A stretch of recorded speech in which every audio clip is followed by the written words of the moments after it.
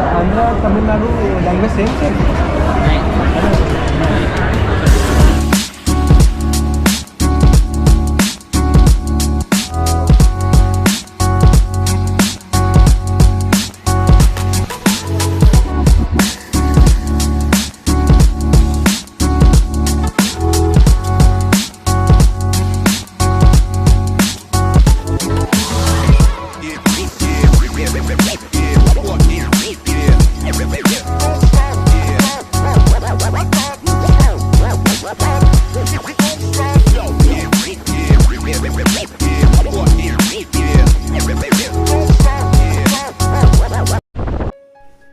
जैसा कि पिछले वीडियो में मैं महात्मा गांधी मंडपम गया, त्रिवेणी संगम गया।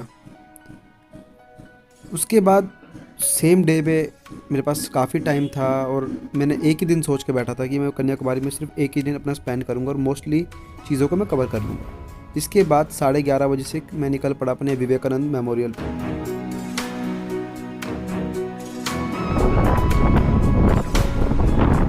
जैसा कि आप लोगों को पता चल ही रहा होगा कि मैंने जो भी अभी तक कन्याकुमारी की सीरीज़ बनाई है उसमें फर्स्ट पार्ट के अंदर मैं रेलवे स्टेशन पे था, जिसके अंदर अपनी नॉर्मल वॉइस के अंदर मैंने रिकॉर्डिंग करी। बट जैसे जैसे मैं सी के पास जाता रहा ना, तो उधर इतनी तेज़ विंड चल रही थी जिसके कारण पूरी वीडियो के अंदर मेरी आवाज़ साफ़ नहीं आई और विंड इतनी ज़्यादा तेज़ थी जिसमें खर खर खर खर पूरी वीडियो में चली। तो इसलिए ही मुझे वॉइस ओवर देना पड़ रहा मोस्टली टाइम। बट मैं आपको ये बताऊँगा, इधर ये सब इन्जॉय करने के बाद थोड़ा सा मैं त्रिवेणी संगम के साइड में रॉक्स पड़े थे उसके ऊपर खड़ा हुआ, थोड़ी देर बैठा उधर। उसके बाद मैं निकल पड़ा विवेकानंद ब्लॉक मेमोरियल के लिए। जस्ट मुझे रास्ते में एक मैडम बैठी दिखी, एक औरत बैठी दिखी जिन्होंने इडली रख रखी थी और केले के पत्ते वगैरह रखे हुए थे। तो आप बिलीव नहीं करोगे, मैंने 20 रुपीज़ के अंदर 4 इडलीज़ दी उन्होंने और सांभर के साथ। तो मतलब अगर हम अपने दिल्ली से कंपेयर करें, दिल्ली में तो बहुत ज़्यादा कॉस्टली है बट उधर बहुत ज़्यादा चीप था। खाने के लिए आपको कोई भी इशू नहीं आएगा अगर आप कन्याकुमारी या तमिलनाडु में जाते हो, क्योंकि आप इजीली सर्वाइव कर जाओगे इन राइस से बनी चीज़ों पे। अब वड़ा लोगे तो वड़ा भी मुझे 10 रुपये का पड़ा था कन्याकुमारी के अंदर।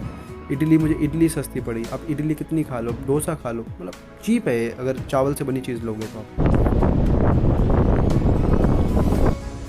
मैं आपको एक चीज़ बताना चाहता हूँ, जब भी आप ट्रैवल कर रहे हो ना ऐसे, तो आप छोटे मोटे आइटम्स अपने पास रखो। जैसे एक बैकपैक में रखिए, आपने छोटा सा पिट्ठू बैग ले रखा है, उसमें फ्रूट्स वगैरह ये छोटी मोटी चीज़ें रखो कि अगर ऑन द वे आपको कोई कुछ खाने का मन करे तो आपने खा लिया। ये छोटे पर्पज़ के लिए, जैसे छोटे मोटे भूख भगाने के लिए। जैसा कि मैंने आपको बताया कि खाने के लिए आपको कोई भी दिक्कत नहीं आएगी इधर। अगर आप सोलो ट्रैवल कर रहे हो, आप बजट में ट्रैवल कर रहे हो, तो आप ईज़िली अच्छी चीज़ें खा सकते हो। जैसे इडली होगी, इडली बेक्ड होती है तो उसमें कोई इशू नहीं है। अगर आप वैरायटी ऑफ फूड्स खाना चाहते हो, चावल से रिलेटेड भी खा सकते हो, और जैसे कि हम वड़ा खा सकते हो। लेकिन मैं आपको एक चीज़ बोलना चाहूँगा, आप जब भी वड़ा लो ना, वड़ा ऑल्दो चीप है, मैंने नॉर्मल शॉप से लिया था इधर कन्याकुमारी में, 10 रुपीज़ का मुझे वड़ा पड़ा था एक। तो जब भी आप वड़ा लो ना, तो उसको प्लीज़ एक एक्स्ट्रा नैपकिन ज़रूर ले लेना। वो देते हैं नैपकिन, एक एक्स्ट्रा भी ले लेना, जिससे कि आप उसका जो तेल होता है ना वो निकाल सको, क्योंकि उसमें बहुत ज़्यादा तेल होता है। बस मैं आपको यही बताना चाहूँगा, बहुत ज़्यादा तेल होता है।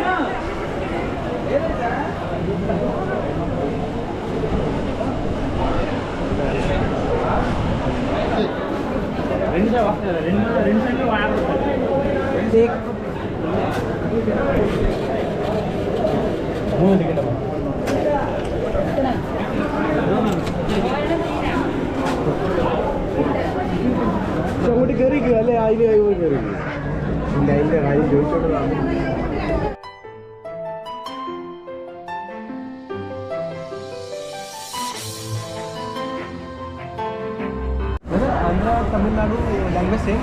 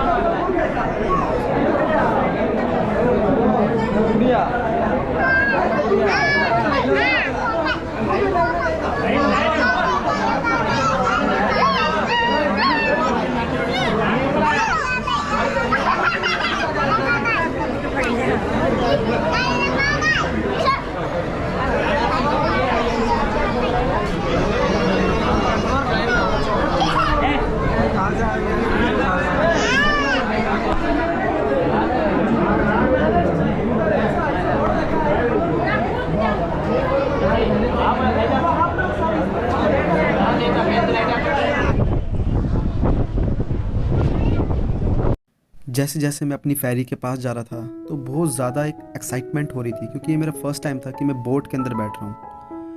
और ऐसे ही जब हम ट्रैवलिंग करते हैं तो धीरे धीरे हमारे सामने नए नए रास्ते खुलते जाते हैं और हमारे पास नए नए एक्सपीरियंसेस आते रहते हैं। यही सबसे खास बात ट्रैवलिंग करने की। और जब सोलो कर रहे हो तो आपके पास फुल फ्रीडम है, you can do whatever you want to do.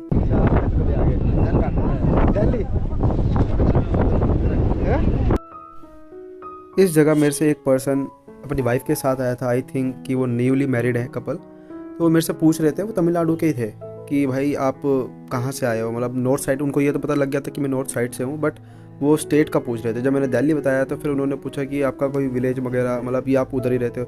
थोड़ी बहुत बात हुई जैसे भी, क्योंकि वो हिंदी जानते थे, जिसके कारण हमारे बीच में कोई भी कम्युनिकेशन गैप नहीं आया और हम दोनों ने ढंग से बातें करी, छोटी मोटी, जैसे आप कहाँ पर रहते हो, कहाँ से आए हो। वो आंध्र प्रदेश रहते थे पहले, फिर वो तमिलनाडु आए, तो इसके रिलेटेड में हमारी बात होती रही।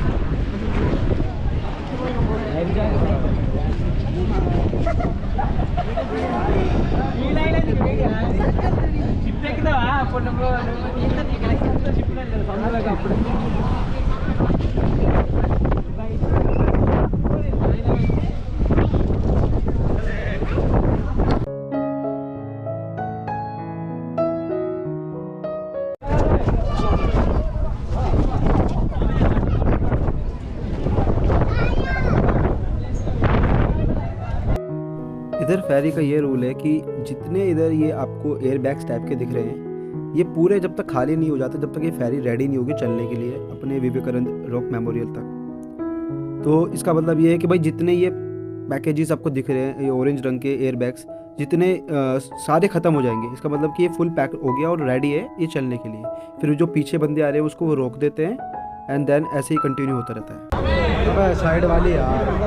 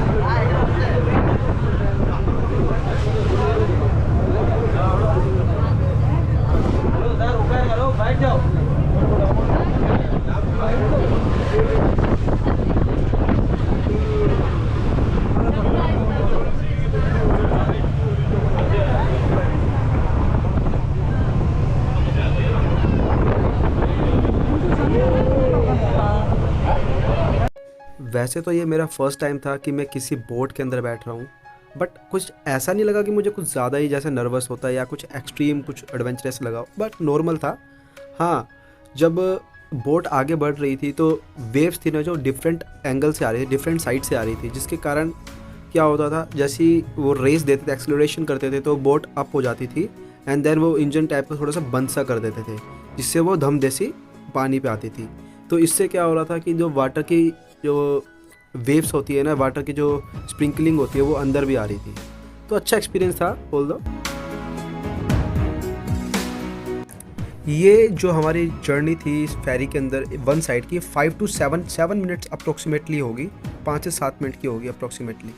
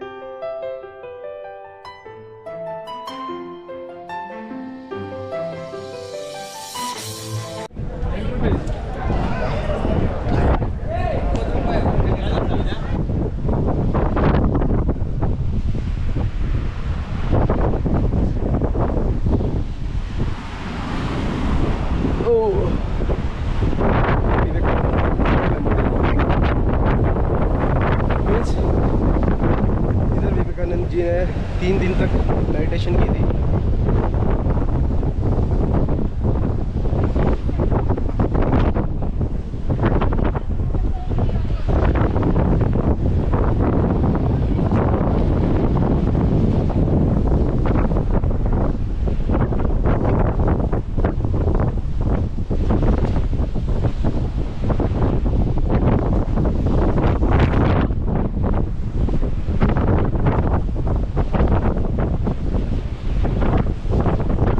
ये नीचे का सिस्टम है, मतलब जो नीचे का है, ऊपर तो गया नहीं अभी।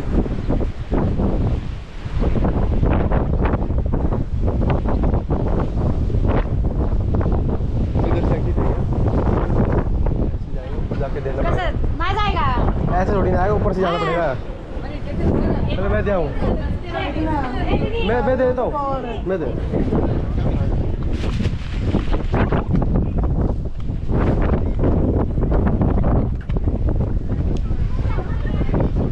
कोई परेशानी नहीं।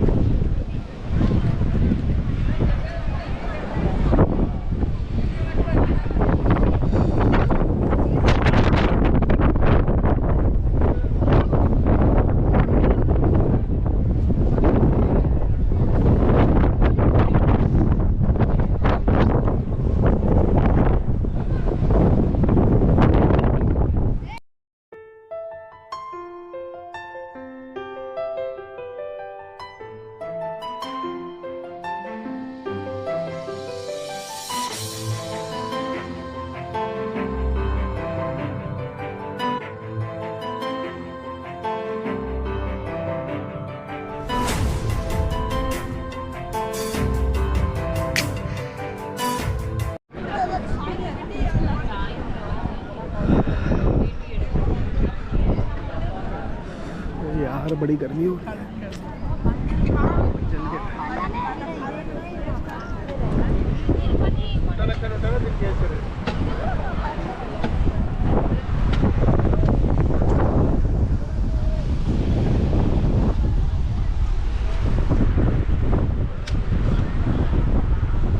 जो आप सामने ये एक स्टैचू देख रहे हो जो कि बिल्ट हो रहा है अभी, ये थिरुवैल्लुवर का है, जो कि तमिल के बहुत ज़्यादा ग्रेटेस्ट पोएट है।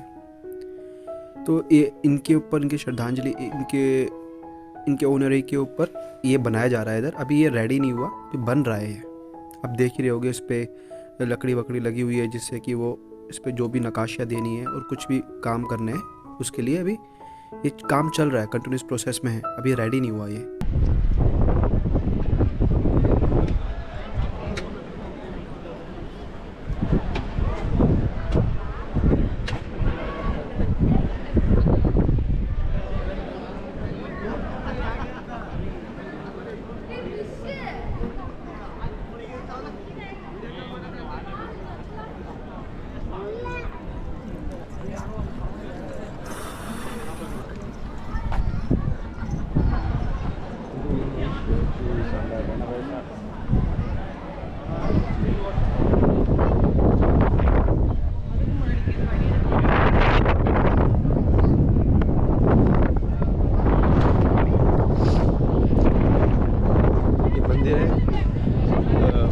ये नहीं पता कौन से देवता का है या कौन सी देवी का है, बट अभी पता लग जाएगा। आई थिंक ये चारों तरफ से ऐसा ही है। फिर अब चलते हैं विवेकानंद रोक मेमोरियल के अंदर,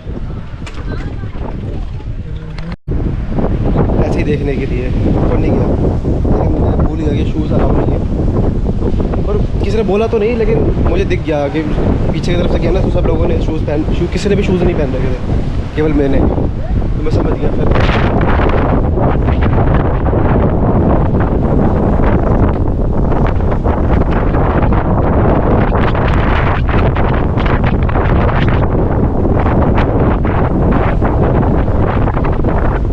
अब मैं शूज़ उतारने जा रहा हूँ। परिवेश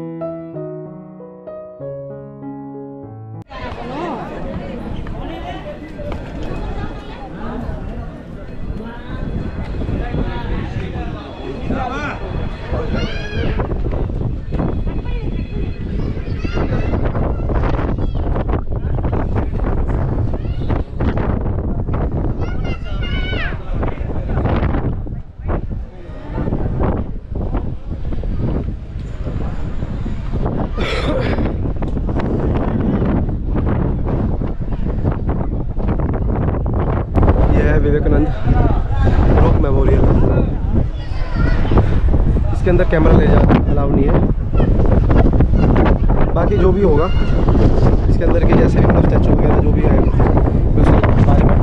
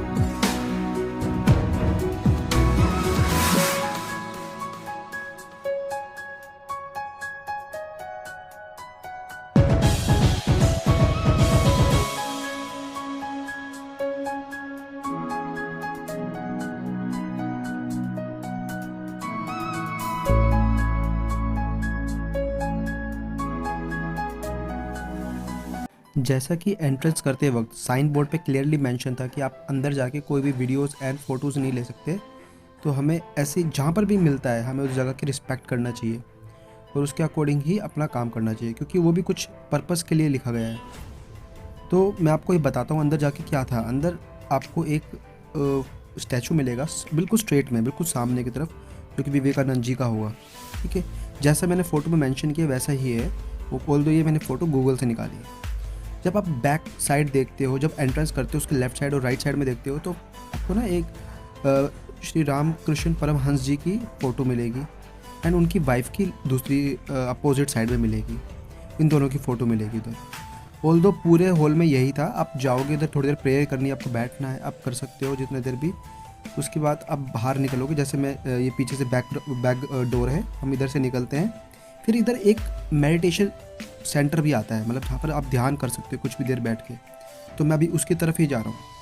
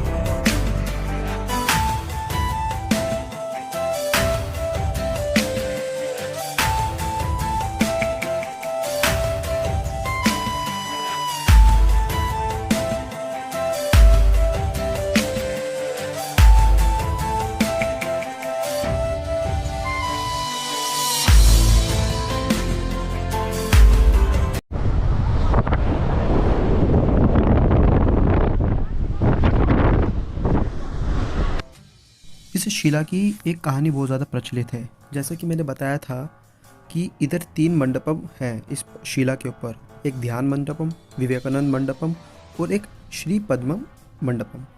श्री पद्म मंडपम जो है वो पार्वती माँ के एक स्वरूप कन्याकुमारी का है, जिन्होंने इधर तपस्या की थी शिव जी को प्रसन्न करने के लिए, जिसके थ्रू वो उनसे विवाह कर सके। और उनका वो यह रूप कन्याकुमारी लेने का एक मकसद था कि वो बाणासुर को ख़त्म कर सके, क्योंकि बाणासुर को वरदान मिल रखा था कि उसे कोई भी नहीं हरा सकता। केवल और केवल एक कंडीशन थी कि एक ऐसी कन्या जो कि शादीशुदा नहीं है वो हरा सकती है, वो ही मार सकती है। तो जब विवेकानंद जी ने ये स्टोरी सुनी तो उनको ये लगा कि शिव जी इतनी दूर, मतलब कि नॉर्थ साइड में रहते हैं और ये साउथ में पड़ता है जगह, उधर तक शिव जी को खींच के ले आए। ये इनकी तपस्या तो क्या पता मेरे जीवन का जो उद्देश्य है, जो लक्ष्य है, वो भी मुझे इस शिला पे मिले। तो उन्होंने 3 दिन और 3 रातें इधर मेडिटेशन की। उसके बाद 1893 में शिकागो में सम्मेलन हुआ, जिसमें आप जानते ही हो कि एक ऐसे संत जिसको कोई लोग जानते नहीं थे, वो पूरे दुनिया के विश्व गुरु बन गए। आप इधर के ही हो? नहीं नहीं अच्छा, कलकत्ता से हूँ, मैं दिल्ली से हूँ। अब कन्याकुमारी टेम्पल है, वो किस तरफ है? इधर ही पड़ता है क्या? ज़्यादा दूर है? ज़्यादा दूर। ओके।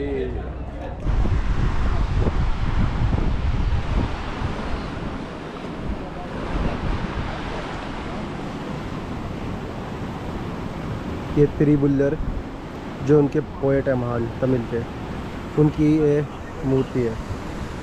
अभी स्टार्ट नहीं हुई, but in the near future will be started. पानी ही पानी है अनंत तक।